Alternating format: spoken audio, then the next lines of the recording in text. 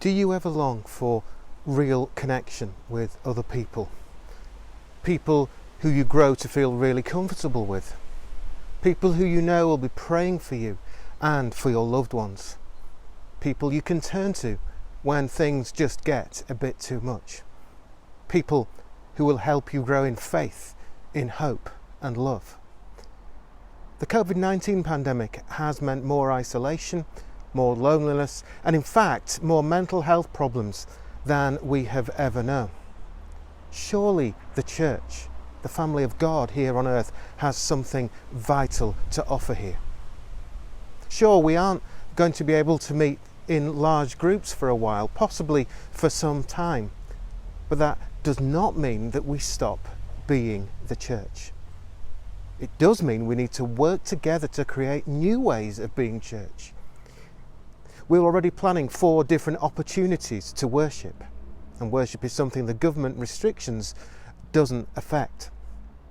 All those 4 expressions that we're hoping to all have underway early in October, or by early October, have been fully risk assessed and are as COVID secure as is possible. In truth, we are probably one of the safest places in society at the moment. But the thing is, we don't know how things will progress during the autumn and over the winter, so it's important that we all retain a real sense of belonging to the church family over that time. A big way of doing this is going to be through what we're calling bubbles. Let me just explain a little bit more. Bubbles are groups of 6 people who are connected together within the wider church family. This isn't about extra meetings or extra pressures. It's about belonging. It's about encouragement and support. Bubbles are intended to be supportive, energizing and life-giving. They are not about another thing in the diary or anything which adds burdens to already busy lives. Let me just say that again, because this is important. They are designed to be supportive, energizing and life-giving, not another thing to try and desperately cram into our diaries. They may hardly ever meet in person, but some could when restrictions allow, in a garden, in a home, in a public place. They could be based around interests or around stage of life.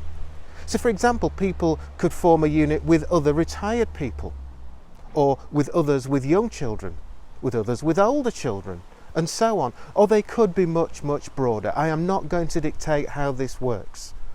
Rather, what we're trying to work out now is the right approach for both individuals and families. And that is going to vary, isn't it? There's no one size fits all. Some bubbles then might decide to meet fairly regularly together for something specific. Others may be people that you just check in with on a pretty regular basis. It could be that on occasions I'll organise for a few bubbles to get together with me to do something specific. So you see, in all of this, flexibility is going to be the key. During times when it's impossible to get together, such as during a stricter lockdown, people could keep in touch via Zoom or email or WhatsApp or phone or any other means. My friends, we can't be Christians in isolation. Jesus calls us to be in community with each other. We are a family.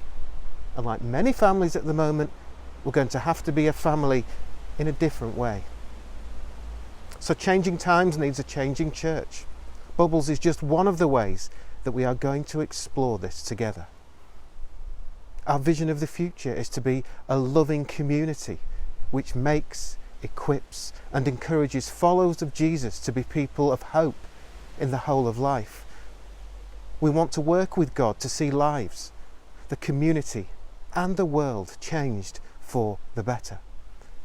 So let's all play our own part, however small, in building the church not only of tomorrow, but a church for such times as these strange ones that we're living in. So chat with others. Come to me with your ideas of your bubble, or contact me and I will help you to find one. Do take this seriously. Do pray about it. I really do need you all, every person, to work with me on this. Let's organise ourselves then in a new way which will energise us all, provide support for us all, so that we can together bring hope into a world which has never needed it more.